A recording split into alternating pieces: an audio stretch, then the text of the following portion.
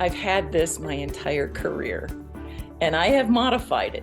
And that's something that I want to kind of talk about. With your favorite tools, they're usually going to be ones that you modify yourself.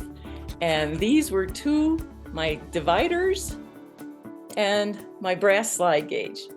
These are the two tools I always go to. They are my best measuring system. I don't go for the electric calipers because the batteries go dead.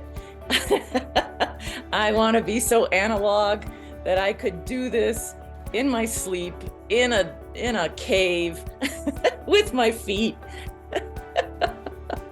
And these two, you can hook the leg of your caliper into the engraved notches on the brass slide gauge, and one leg is hooked in to the notch, and so then I can open that up to whatever measurement I need, and it's locked in, and I can transfer that to metal, to wax, to paper, whatever I need to transfer it to.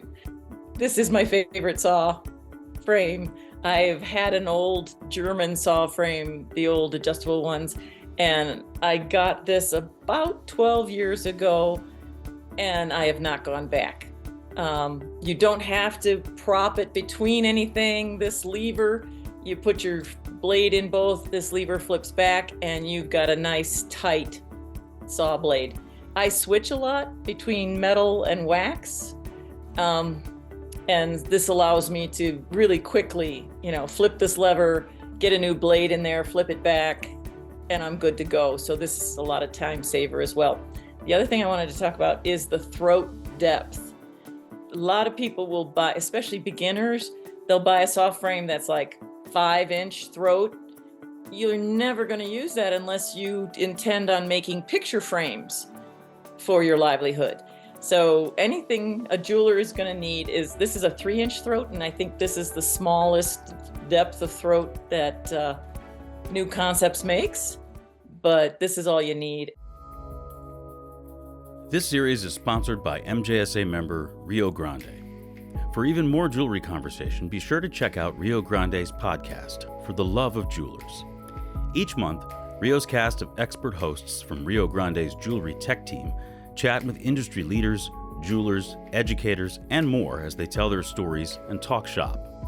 Ideal for anyone interested in jewelry. You'll gain valuable insights, discover new tools and processes, and enjoy a laugh or two along the way. Listen to For the Love of Jewelers podcast, wherever you get your podcasts, or on Rio Grande's website at www.riogrande.com. Search podcasts. I use this puppy with disposable propane and oxygen tanks. It's very portable. I can take it anywhere, use it anytime. And I'm using a number 7. A lot of people like the finer ones. I found the number 7, especially with the adjustable oxygen and fuel, you can get from the tiniest little flame to a relatively large flame. Make sure you get the real one, not the generic one from China, because they don't pay as much attention to the valves and the screw parts in the valves. So get the one that's made in the United States, because they've spent a lot of time making sure these valves stay tight. And for my last tool, this was done in Rhino and 3D software. And these were all little marquee emeralds that she had gotten from a great grandmother in a necklace and was not ever going to wear it. So we did this. And you can see, this would, if I were to try to hand carve this wax, it would have driven me crazy.